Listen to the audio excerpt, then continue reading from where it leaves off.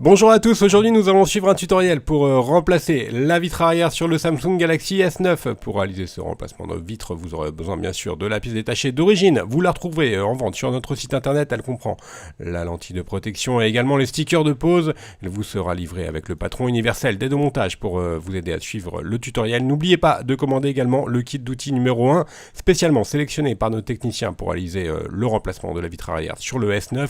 Vous retrouverez également le kit de réparation qui comprend en plus de la pièce détachée, le kit d'outils et également le patron adhésif. En commandant ces pièces sur notre site internet, vous bénéficiez d'une assistance technique gratuite par chat, par téléphone et également par email. Et vous bénéficiez également de 10% de remise avec le code YouTube.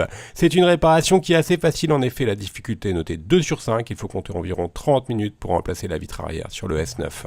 Si vous n'êtes pas sûr d'avoir un Galaxy S9, il vous suffit de vous rendre dans les réglages de votre téléphone et de vérifier que votre numéro de modèle correspond bien à SM-G960F.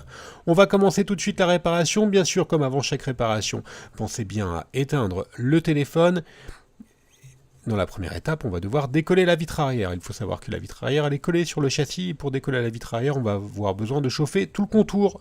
Voilà, tout le contour il va être indiqué en rouge. C'est là où l'emplacement où est collée la vitre arrière. On a deux méthodes pour décoller la vitre arrière pour chauffer le contour. Donc la première méthode, c'est d'utiliser le coussin chauffant. On le place dans le micro-ondes pendant 1 à 2 minutes et ensuite on vient positionner le coussin chauffant sur la vitre arrière. La deuxième méthode, c'est d'utiliser soit un décapeur thermique ou un sèche-cheveux et on va tout simplement chauffer tout le contour de la vitre arrière pour pouvoir décoller celle-ci plus facilement, donc avec un sèche-cheveux ou un décapeur thermique. Attention pour le décapeur thermique, pas à plus de 80-90 degrés. Ensuite, on va se munir du médiator en métal et de la ventouse qui sont incluses dans le pack d'outils. On va appliquer la ventouse juste dans le coin inférieur droit. On va tirer sur la ventouse jusqu'à l'apparition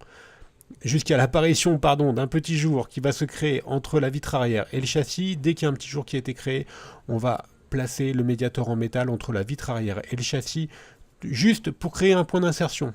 Voilà, le médiator en métal, c'est juste pour créer un point d'insertion. Une fois que le point d'insertion est créé, on va positionner un médiator en emplacement en plastique à la place du médiator en métal pour finir de décoller la vitre arrière. Alors, on utilise donc le premier médiator en métal pour créer le point d'insertion. Ensuite, on place à sa place un médiator en plastique et on utilise un deuxième médiator en plastique pour faire le contour du téléphone pour décoller la vitre arrière.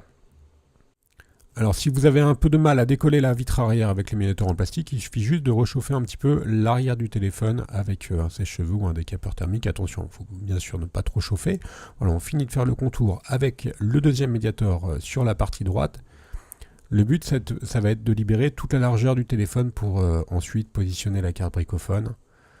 Voilà, sur la largeur, sur la partie basse. Et là, on va vous faire un petit arrêt sur image. N'allez pas trop loin avec la carte en PVC. Vous voyez, ça, en rouge, c'est la nappe NFC. Donc, on va passer par-dessus. Par contre, il faut surtout s'arrêter au niveau du lecteur d'empreinte digitale. Voilà, il ne faut pas aller au-dessus.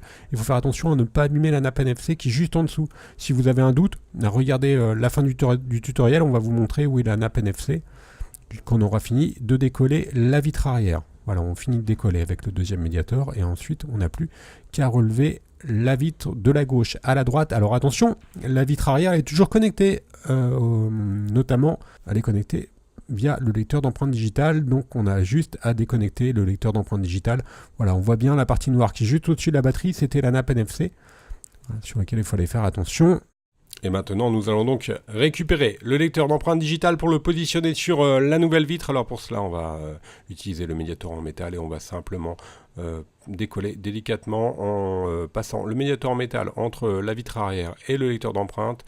On va faire le levier pour ensuite décoller le lecteur d'empreinte digitale et on va finir en faisant levier avec le levier orange.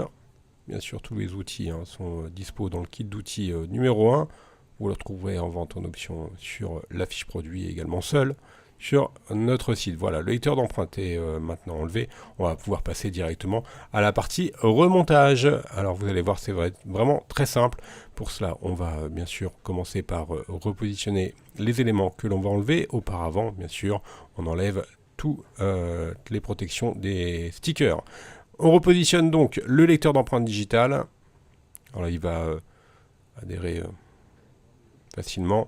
Et ensuite, nous, on vous conseille de remettre de la colle. Alors, bien sûr, il y a des adhésifs qui sont prémontés sur la vitre arrière, mais pour avoir une finition parfaite, on vous conseille quand même de repositionner de la colle sur tout le contour du châssis et qui viendra s'ajouter au sticker. Et là, vous serez sûr d'avoir une vitre arrière qui collera parfaitement au téléphone. On va maintenant reconnecter le lecteur d'empreinte digitale et on va repositionner la vitre arrière sur le téléphone. Étant donné qu'on a rajouté de la colle, il va falloir maintenant mettre sous presse le téléphone. Même si vous n'avez pas utilisé de colle, on vous conseille de mettre sous presse le téléphone, ne serait-ce que pour bien faire adhérer les adhésifs double face d'origine qui sont présents sur la coque arrière. Voilà, on va laisser le tout sécher pendant environ 30 minutes et la réparation sera bien sûr terminée. Nous allons faire un petit récapitulatif des produits que nous avons utilisés durant cette réparation, en commençant bien sûr par la vitre arrière d'origine. Vous la retrouverez en vente sur notre site internet, elle vous sera livrée avec le patron des démontages. N'oubliez pas également de commander le kit d'outils numéro 1 ou le kit de réparation. On reste joignable par mail, par chat et également par téléphone pour toute demande d'information. N'oubliez pas également que vous bénéficiez de 10% de remise avec le code YouTube. On reste bien sûr à votre écoute sur les différents réseaux sociaux et n'hésitez pas non plus à vous abonner à notre chaîne YouTube. Merci à tous d'avoir suivi ce tutoriel et à bientôt pour de nouvelles vidéos.